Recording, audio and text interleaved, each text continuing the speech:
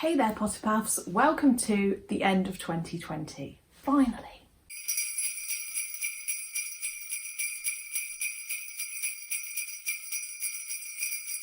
Today I'm doing a video which is perfect for the end of the year. It's basically just my experience with 2020. And I was going to do a video where I kind of just talked about it, and then I thought, well, wouldn't it be better to actually ask you guys what you want to know about my 2020 to keep it nice and interesting for you. I've got a few other things I want to do around this time, such as my what I got for Christmas video. If anyone would love to see that, let me know in the comments down below. And today I have used Instagram as the platform to gather the questions because it is the easiest. And I'm just going to run through as many as I can, as spontaneously as I can. This is a good one to start off, obviously the theme of this year, which is coronavirus. Sadly, we didn't want it to be the theme of 2020, but it is. So, what has been your best and worst lockdown experience? So for me, I actually enjoy quite a lot of parts of lockdown. And that is true. As we know, I have lots of hobbies, lots of things to do. So I loved all the extra time at home. But so the best part would be getting to finish all kinds of things in the crafting hobby list that I have. Worst lockdown experience for me would have to be the fact that it was amazingly good weather, probably, for most part of the first initial lockdown in the UK, which was like March to April to May time. And so I was stuck indoors. A lot of people had gardens. I'm in a flat, so yeah, I couldn't go anywhere, do anything, and just enjoy the sun. I'd have been happy in a garden, but no. I should really say who sent me these questions. Okay, so J Studies X asked me, best place you visited this year, even if it wasn't a proper holiday. So yeah, no, definitely didn't have a proper holiday this year. Haven't really been barely anywhere. I enjoyed going to Brighton right at the beginning of the year. It was in February, just a few weeks before this all kicked off, and I did enjoy my weekend there. We went to a Harry Potter shop. I filmed a video which was up in February, and it was a really nice place to go. So ZZ Talks asked me, were you as productive as you have been in previous years? So in terms of productive, getting things done in my day-to-day life, I have been 100 times more productive, I would say actually. It feels like I haven't been because I've been at home, but being at home and not having the option to go out has meant that I've been able to do all kinds of things that I wouldn't have had time for before. So I would say this has probably been one of my most productive years. So I can't really say this username, but PHLIXN asked me my best and worst moment. So I'm going to take that as the whole year. I'll do the worst moment first because it leads on to the best moment. So due to coronavirus, thinking about it, it has affected me this year because I lost my job. So I got made redundant in about September time. I had a couple of months off, and then that leads me on to getting a much better job, which I have now started. So that can be the best part of the year because it's actually benefited me. And then the worst part would be, yeah, essentially having a period without one. But it wasn't a bad period really. I enjoyed the time off again. It's just that was a struggle of the year, finding a new job during a time when there wasn't many. Also the fact for worst moment that I was due to look for a new house this year, move out of the flat, and that all got put on hold. So basically all my plans going out the window. Okay, so Freddie Deeks asked me, what was your favourite thing that you bought? So this year I haven't bought loads of stuff. I've had to be quite reserved with my spending, which is fine by me. It's just meant that I've spent more time using things I already had. But the best thing I bought this year, I don't think I even really need to say it because I know a lot of you know it, buying the Animal Crossing game. That has kept me occupied. I've done a few videos on it. I know some of you like seeing it. A lot of you probably, it's not your thing, which is fair. That cost me £40 and it's kept me occupied for pretty much 9 to 10 months of the entire year. I played it. I got my stats through from my Switch app for the end of the year stats, and I pretty much played it every single day this year. It's just a source of joy for me, and if anyone's unsure about whether to purchase that game, it's just, yeah, it's constant joy and it's very relaxing. Okay, this is an interesting question. Well, they all are, but this one I'm interested to answer. So Bethan Easton asked me, how much did you grow this year on social media / YouTube? So the answer to that is it's been a bit of a weird year for my social media and YouTube. We'll start with Instagram. I was consistently growing since 2017, and I got to the point where I was growing big numbers. I got up very quickly to 10k within a few months of me starting, because that was a period when Harry Potter merch was massive and I just kind of hit it at the right time. I then obviously continued to grow, I would say, for a couple more years.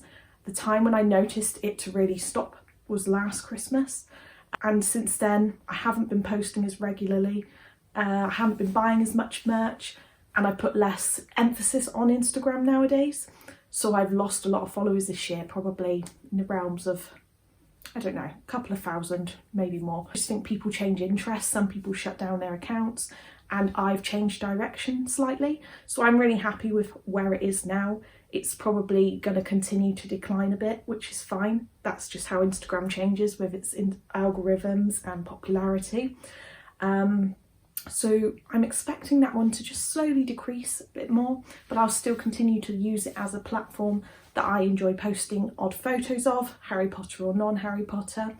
And for YouTube, as we know, earlier in the year I did actually stop YouTube for a while and say I didn't really want to be on the platform.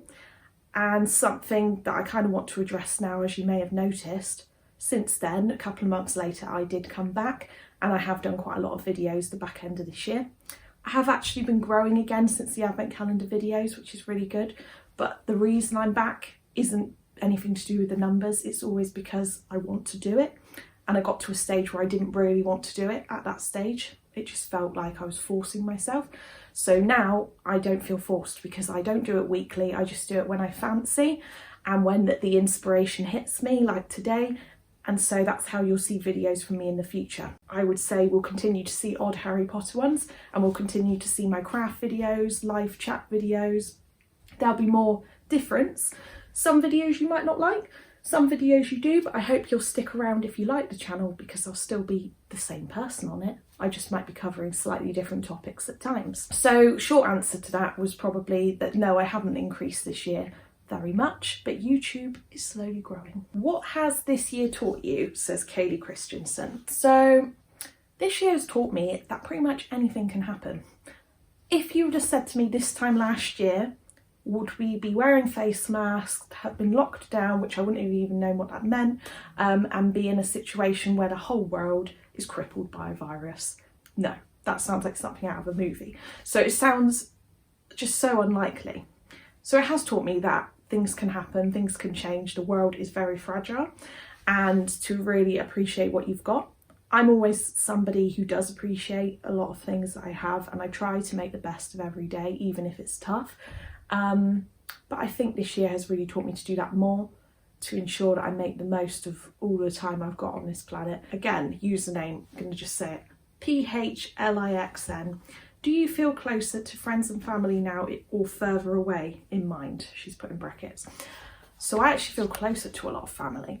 It's weird, but being in this situation and having the option of being able to see people taken away has meant that even if you don't see those people all the time anyway, you feel the need to put extra effort in. So I put a lot of extra effort into video calling and keeping in touch with people this year. And it's meant that some people, I would say most noteworthy, my sister who's now moved away, I talk to her more than I did before.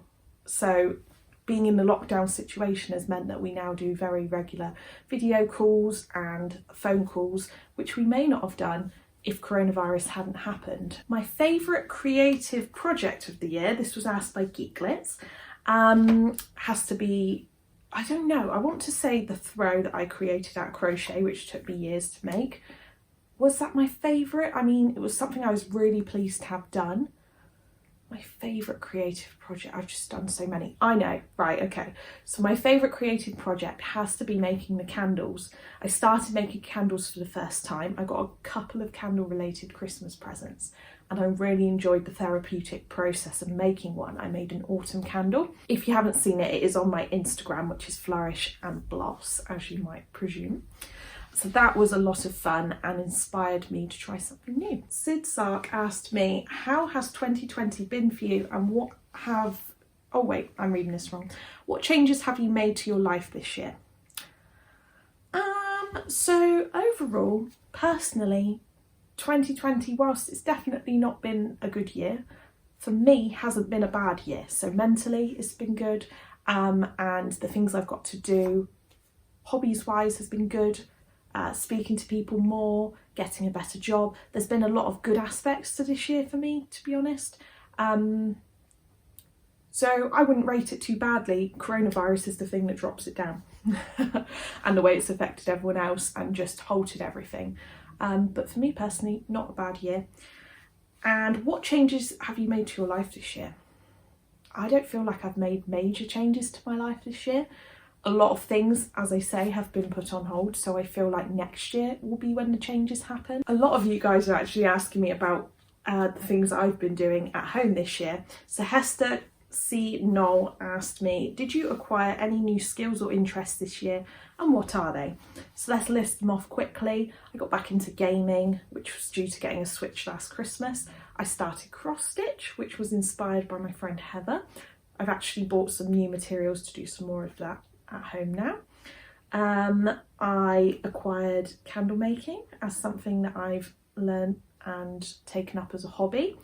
I've started making more home cooked meals. I started a subscription box called Gusto at the beginning of the year, so I've been learning to make new recipes, so I could say that's a new skill. And I feel like that is the extent of the new ones. Oh, I've taken up doing some jigsaw puzzles because I needed another hobby, so me and John have been doing that together. So those are probably 5 main things. So Eve Harding asked me, what would you like to do in the future that you didn't get to do this year? So I'd like to go on holiday again, that would be lovely. I'd also like to be able to go to somewhere else in the country just for a few nights camping. I would also like to move house. I'd also like to get a dog. I'd also like to get married. There's quite a few things. Those are just some that have sprung to mind in no particular order, but I think the house is near the top. Okay, so another question I've had from Geeklets is best book you've read. My best book this year that I've read was by Ruth Jones, and it was called, let me look at the bookshelf, Us Free. So that was a really good book. She is one of my favourite on-screen writers for a TV show, which a lot of you all know, and her books have been fantastic. I've read quite a lot of books, more the second half of this year, but I've been really enjoying it, and I got some new ones for Christmas. Okay, so the last question I'm going to answer today is from my sister, who is Brit B Rob on Instagram, and she has asked me, what's your favourite cheese-related Christmas present that you received? She's saying this for a reason, okay? I got the best cheese-related Christmas present. I'm going to bring it over right now to show you. It's basically a sneak peek of my what I got for Christmas video, which will be coming in a week or so. She couldn't help herself, and she told me early that I was getting something cheese related for Christmas, and ultimately I unwrapped it and she was like, make sure you look at the cardboard, make sure you look at the cardboard. She told me it was off Etsy, and it said this, and this is a piece of cardboard: the pet cheese. I mean, it started well. Hello, I'm your new pet cheese, great to meet you. So that's literally what it said on there. And then this is bought for any of you who would like a pet food, because she does baked beans, avocado, toast, all these random things. Okay, have a look. She's Tin of Beans on Instagram, and she has an Etsy store, and she basically like makes mini pieces of food for you to keep as pets. Sounds really weird, but right up my street. So here is my pet cheese called Ched. It's got a face. I will have to take a close up. I don't know, can you see it? My cheese is in a COVID support bubble, as you can see. You can take him out. He's got a little smiley face. And my plan is to take him lots of different places with me when I can actually go places again, and just take pictures of him and have him as my travelling companion and just life companion. I love him very, very much. So that's it. That's a majority, I would say, of the questions I have time for today. I hope you've enjoyed the video. Do make sure to subscribe if you haven't already, and turn on that notifications bell. I will be back in the new year with more exciting content. I've got some good ideas for next year, so keep a lookout. See you all soon. Happy New Year.